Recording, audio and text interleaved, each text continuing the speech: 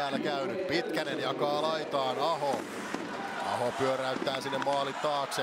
Mennään 5-5 vastaan ja Pyörälä tekee maalin.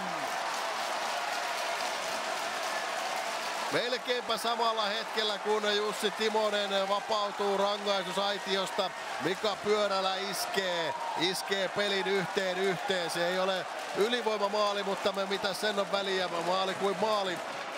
Uudelleen Pyörälä.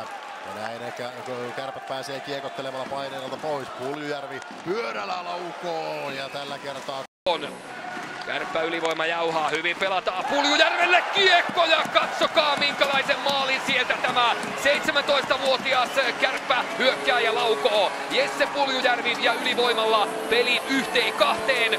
Puljujärvi ollut aivan tulessa koko tämän ottelun ensimmäisen erään, joten siltä osin voi sanoa, että jopa ylimielisyyttä ja huolimattomuutta Nutivaaralla havaittavissa otteissa.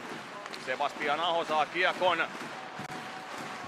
Tästäkö lähtee Kärppien YV pyörimään. Kukkonen parkkeerannut itsensä tuohon B-pisteiden väliin. Yrittää ohjata. Saa kiekon uudestaan Aholta ja nyt on loistava paikka Kärpillä ja sieltähän se tulee. Avausmaali nimittäin ja se on Jesse Puljujärvi, joka pääsee tinttaamaan lukemat 1-0. Nuorten MM-sankari Jesse Puljujärvi heilauttaa verkkoa ensimmäisen. 300 katsojaa siis tänään. Mukavan messevä yleisömäärä lauantai-iltaan Oulussa. Pirnessä oikealta sisään. Puljujärvi menossa maalille. Ja siitä pääsee Puljujärvi ja peli on näin ollen 1-0. Jesse Puljujärvi, nuorten maailmanmestari ja tämän päivän juhlakalu Oulussa pelaa ensimmäistä ottelua maailmanmestaruuden jälkeen kotiyleisön edessä.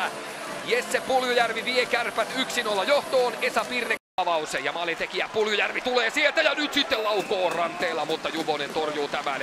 Siinä oli sanotaanko maalin näköinen. Heikkinen ensimmäisenä paikalla.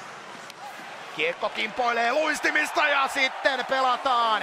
Puljujärvi pelaa Ivan Humlille paikan takatolpille ja onnekkaat pomputkin ovat jo Kärppien puolella. Ja siitä Ivan Huml numerot 6-0. Ottaa kiekon Niemelle. Niemi jatkaa sitten eteenpäin Aholle ja tästä pääsee iskemään Puljujärvi!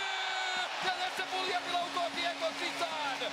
Sieltä se tulee. Jesse Puljujärvi avaa tämän ottelun maalihanat napakalla laukauksella ja Kärpät menee 1-0 johtoon.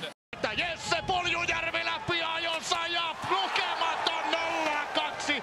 Puljujärvi harvoin tällaisia tilanteita jättää käyttämättä. Ivan Huml ristää kiekon, pistää nepin eteenpäin ja lähtönopeus se on huippuluokkaa niin kuin myös laukaus. 0-2 ja se on 4. osuma Puljujärvi. Takapää ottaa 2 kamppailu voiton ja irtokiekkoon vahvasti tulee Puljujärvi. Kärppien paikka tässä. Puljujärvi scouttien edessä ujuttaa rystyltä tämän ottelun avausmaalin. 5 minuuttia 8 sekuntia pelataan suoraa aikaa ilman pelikatkoja. Tänne pelikatko tulee kun Puljujärvi tekee kauden 3. osumansa.